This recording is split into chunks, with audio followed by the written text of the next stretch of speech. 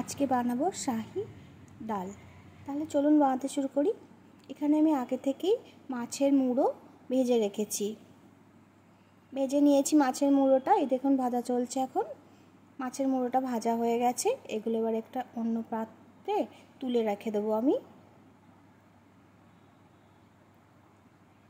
সব কটা মাছের মুড়োই আমি আলাদা করে তুলে রাখলাম। এবার মাছ ভাজার তেলেই আমি দিয়ে দিলাম একটা তেজপাতা, এটা আমি 2 টুকরো করে দিয়েছি। এখানে নিয়েছি কিছুটা গরম মশলা, শুকনো লঙ্কা আর গোটা জিরে ফোড়ন হিসেবে দিয়েছি। ফোড়নটা হয়ে গেছে। যখন তেল থেকে ফোড়নের সুগন্ধ বেরোবে তখনই জানবো হয়ে গেছে। এখানে আমি একটা মিডিয়াম সাইজের পেঁয়াজ ছোটো ছোটো করে কুচিয়ে তেলের মধ্যে দিয়ে দিলাম। এবার পেঁয়াজটা আমি ভালোভাবে ভেজে নেব। এখানে পেঁয়াজটা যখন ভাজা হচ্ছে ততক্ষণ আমি এখানে হাফ চামচ আদা কুড়োনো, হাফ চামচ রসুন কুড়োনো আর হাফ চামচ লঙ্কা কুচোনো নিয়েছি। এগুলো এবার এই পেঁয়াজ ভাজাতে দিয়ে দেবো। তার আগে আমি একটুখানি পেঁয়াজের জল দিয়ে দিলাম যাতে পেঁয়াজটা বা মশলাগুলো না পুড়ে যায়। এবার কুড়িয়ে রাখা আদা রসুন আর কাঁচা লঙ্কাটা এখানে দিয়ে দিলাম।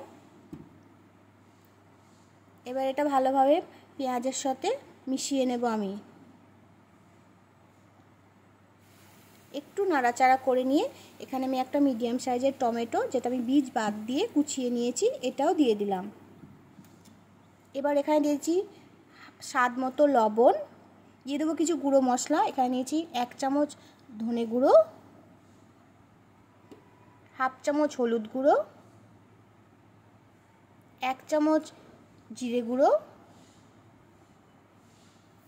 মশলাগুলো আমি ভালোভাবে পেঁয়াজের সাথে কষিয়ে নেব। এবার দিয়ে দিচ্ছি এখানে ফ্রেশ মটর হাফ কাপ নিয়েছি আমি, দিয়ে দিচ্ছি কিছুটা কাজু আর কিশমিশ। সব কিছু আমি আবার ভালোভাবে মিশিয়ে নেব।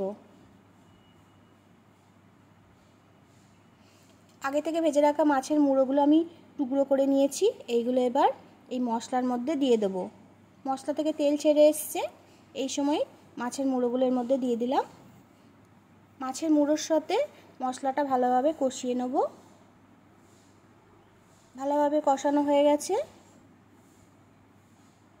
এবার এখানে আমি আগে থেকে মুগের ডাল সিদ্ধ করে রেখেছিলাম। এবার এই মুগের ডালটা মশলার মধ্যে দিয়ে দেব।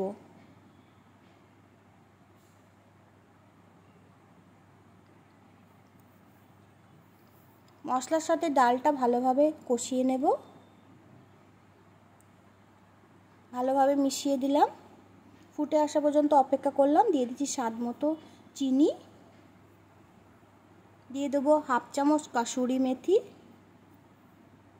আর দিয়ে দেবো হাফ চামচ গরম মশলা গুঁড়ো। ভালোভাবে ডালের সঙ্গে মিশিয়ে নিলাম। এবার এখানে আমি দেশি গাওয়া ঘি নিয়েছি 1 চামচ, এটাও এবার ডালের মধ্যে দিয়ে দেব।